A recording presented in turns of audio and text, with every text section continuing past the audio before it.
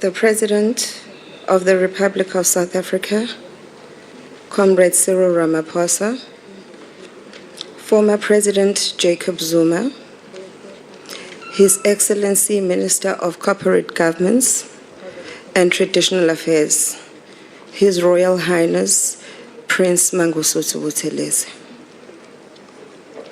the Premier of KwaZulu-Natal, ondlunkulu bonke basendlunkulu, abantwana bonke abazalwa isilo esingasekho, nabo bonke abantwana nezihlobo zasendlunkulu, umoya wondlunkulu baseSwazini, abantwana bonke abazalwa indlunkulu yaseSwatini, kanye nabo bonke bezihlobo zasendlunkulu yaseSwatini, amakhosi akwaZulu, akhona representatives of amabutho akwaZulu, ibutho lomama isiphithiphithi, nezintombi zomhlanga, spiritual leaders and members of the clergy, members of the royal kingdoms in our African continent and the rest of the world present and represented here today, members of the diplomatic corps present here today, various branches and members and representatives of our government and its institutions, members and representatives of our civil society, I greet you all in the name of Umvelngani, our living God. Today is the day I never thought will ever arise in my entire life.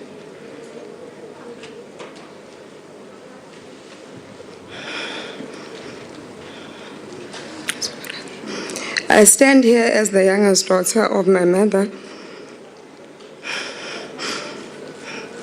who has now been committed to earth. Hardly 8 weeks since my father departed, isilo samamandla.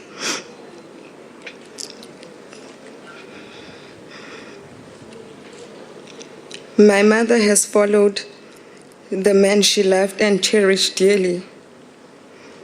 What was I thinking to assume she will not miss him and that he will murmur these words, "Ngiyakukhumbula mntane Nkosi." They now sit together in spirit, watching all of us.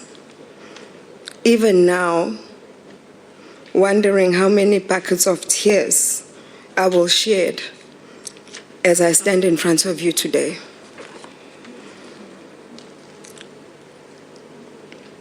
The passing away of my mother came to call to all of us as a shock, despite the fact that we saw her health condition deteriorating.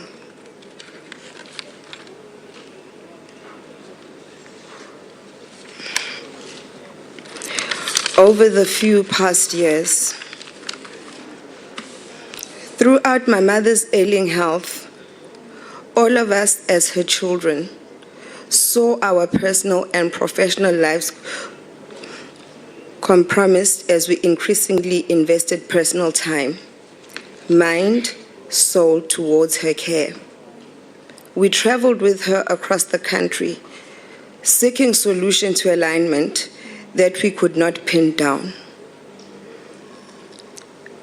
Let alone understand we crossed borders to Eswatini, seeking further medical, spiritual assistance.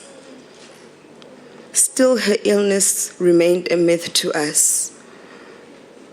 Like others in our family and relatives, I remained completely interwoven in her daily battle with pain. I remember the hundreds of nights sleeping by her bedside, on the floor, in the rooms adjacent, constantly waking up to check on her. I vividly recall how she would look at me without winking her eyes, always consoling me that she was okay. Numerous days, times, weeks into months, I endure her pain. I felt it. I saw it with my own eyes. I saw her cry, a strong woman who had mastered the art of concealing her pain as she lived throughout life.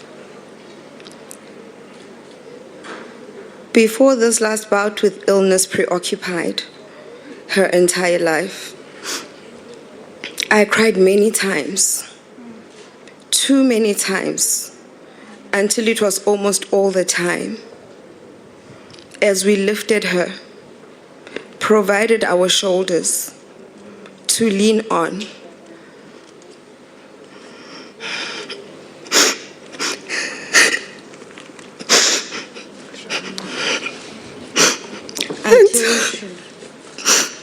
Until she not properly walk on her own. Until she could properly walk on her own.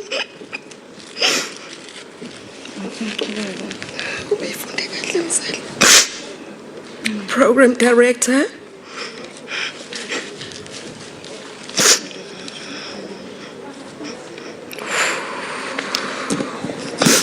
Program director. Ladies and gentlemen,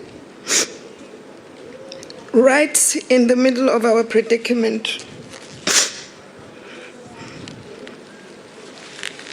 with our mother's illness, then I personally get admitted to hospital. My body could not hold up, given the strain I was taking 24/7.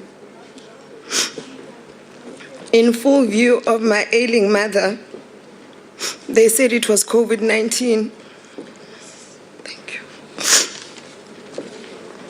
The pain I endured in that hospital was not so much that I was ill.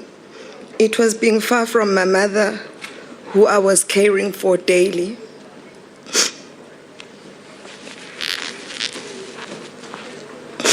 I wondered how she felt to wake up and not see me by her side.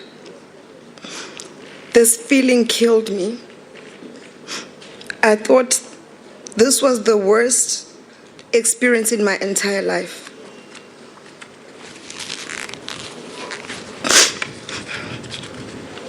We did not anticipate that the best of worst was yet to come.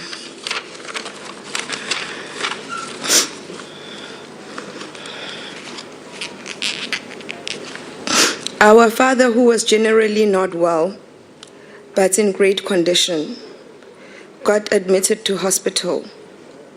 You can never imagine how my mother felt. Hospitalized and under specialized care, a feeling of hopelessness and helplessness that she could not be there for her husband. This killed her slowly inside. Many nights, as my dad's condition flipped and flopped from stable to ICU, her emotions and spirit took similar turn. This directly affected her health situation.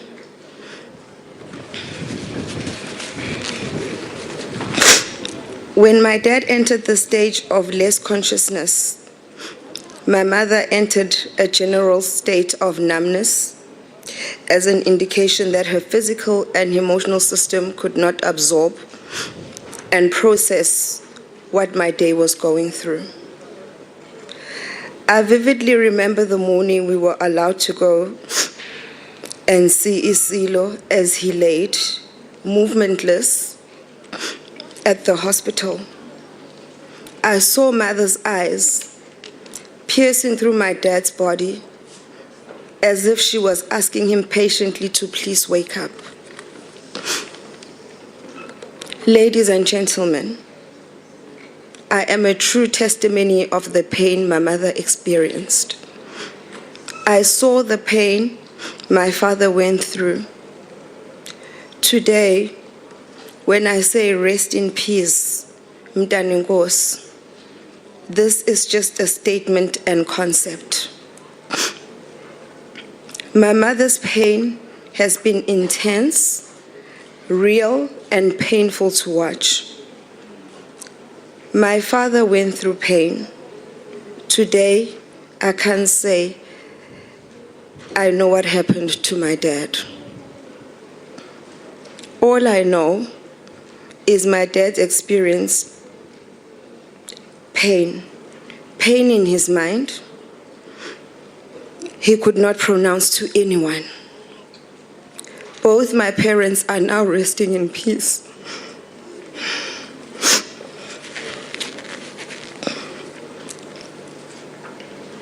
Program Director, ladies and gentlemen, what has befallen the Zulu nation, our country and continent is unprecedented.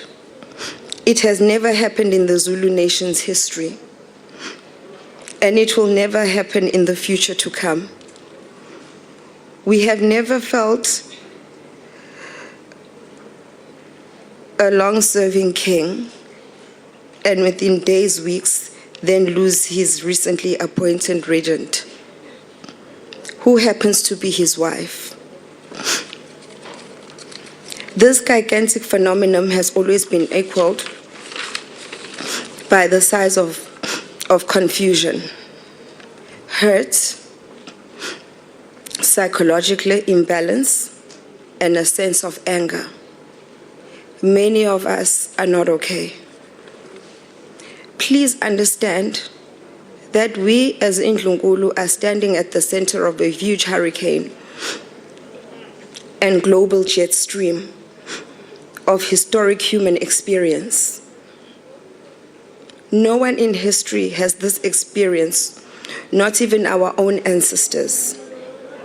Therefore, our personal, individual, and group response on the one hand, and reactions on the other, is a direct result this unusual series of volcanoes exploding within Ndlunkulu. This will pass.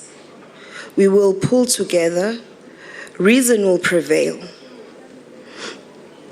and our family ties will bind. This I can assure you. We are conscious that our communities, amakhosi, our country, the African continent, and the world is watching. We dare fail. How Ndlunkulu comes out of the present situation will determine the degree to which we are trusted and continue to be trusted bearers of our culture. Values and belief in the Creator. Unity in purpose and action now defines us.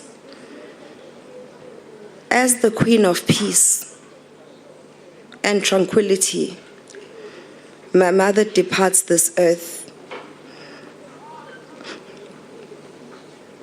She will bless Ndlunkulu nesizwe ngokuthula.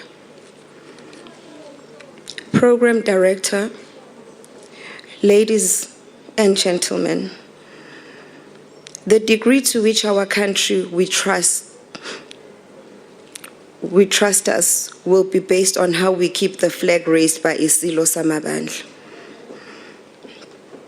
My father and Indlovukazi, my mother high. Today, I wish to raise my hand first in this regard.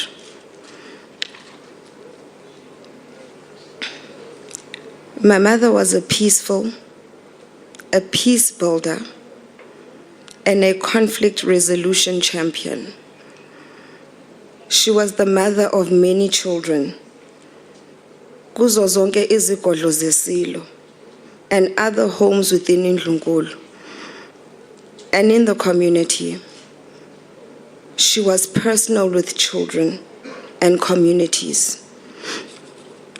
To honor her, we must commit to spread the seed she left within Ndlunkulu. kumakhosi akwaZulu kanye nasemphakathini.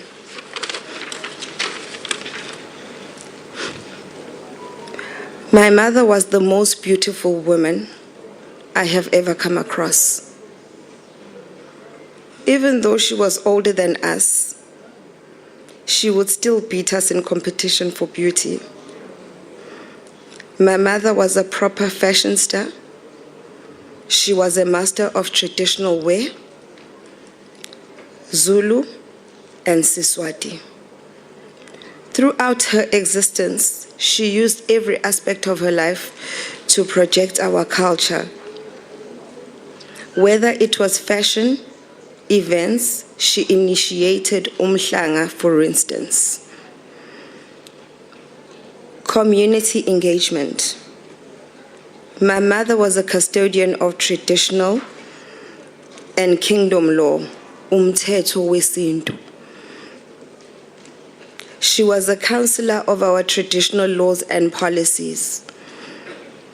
In addition, Umntanenkosi became a master of traditional kingdom diplomacy. She traveled with His Majesty, her husband, to many countries in the African continent, Asian countries, European countries, and North American countries. These travels are a common feature, particularly in Africa, was her constant focus on creating and supporting of network of African queens and princesses. Today, in remembering my mother today, we must reference our continent. Africa produced Cleopatra, the Queen of Sheba, Queen Nefertiti, to mention some of the best. But Eswatini and South African produced Mantfombi, Mantfombi, whom I can define in the words of Queen Nefertiti, as she was telling her, and I quote, "Now thyself you come from a long line of strength. Honor your beauty and intellect." It's not long. Program Director. It is common that when older parents or leaders pass on, we always make commitments to make sure that their legacies live on. Today, I commit that will be one of the flag bearers in continuing the work that Umntanenkosi started and left incomplete. I have recently learned the scientific generation of knowledge through research and applying subject matter expertise, including innovations, is the best way to develop, sustain, and preserve legacies left by our forebears. In this regard, I wish to confirm that we as siblings will capitalize, develop, and run a Queen Mantfombi Institute for the development and promotion of indigenous cultures. This institute will focus on the whole value chain of culture with specific emphasis on local industrialization for local consumption and export.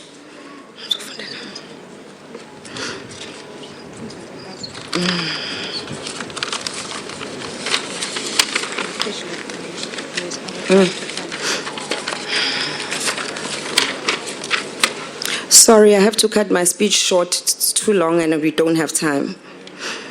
I would like to thank the former president, Jacob Zuma, for the time he has been taking coming to palaces to console and advise us. I would like to thank government led by our province, Baba Sihle Zikalala,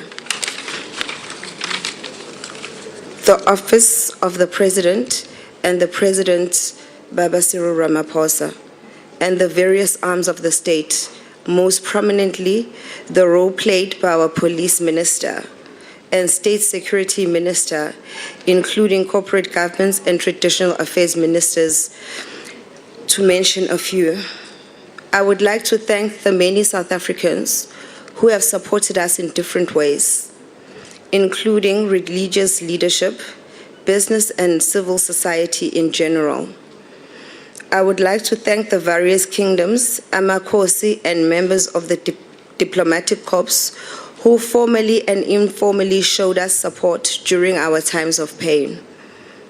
Finally, I want to extend our gratitude to His Majesty, King Mswati III, for the immeasurable support he provided our mother and ourselves. The Queen Mother, Indlovukazi Eswatini, who continued to counsel our mother in our most trying times. Bayethe, wena waphakathi. I'd like to thank Indlunkulu yonke yase-Eswatini, including various state departments, particularly the health department and its staff, for supporting us. Mphane Nkosi, hamba kahle Nkosi, hlubile omuhle, umlangeni. Wena lo waqedza libombo ngekuhlehle etela. Zilubladlela sakalobamba. Lesithi sibaphasive sibadlukulisa. Hamba kahle emsawe elichawe. Lala ngekuthula msingathwelanga. Nkosi, Ndlovukazi.